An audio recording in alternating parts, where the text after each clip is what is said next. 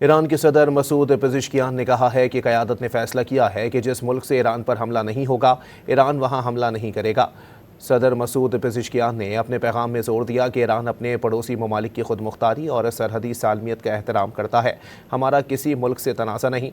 ईरानी सदर ने पड़ोसी ममालिक पर हमलों पर माजरत का भी इजहार किया।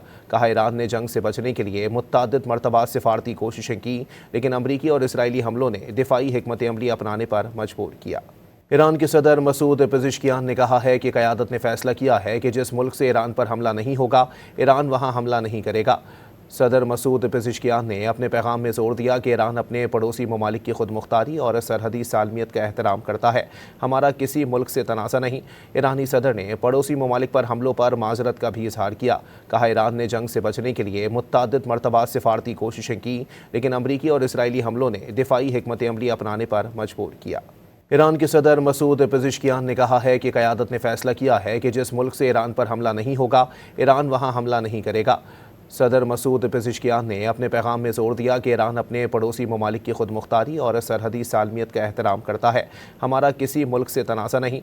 ईरानी सदर ने पड़ोसी ममालिक पर हमलों पर माजरत का भी इजहार किया। कहा, ईरान ने जंग से बचने के लिए मुत्तादिद मरतबा सिफारती कोशिशें की, लेकिन अमरीकी और इसराइली हमलों ने दिफाई हिकमत अमली अपनाने पर मजबूर किया।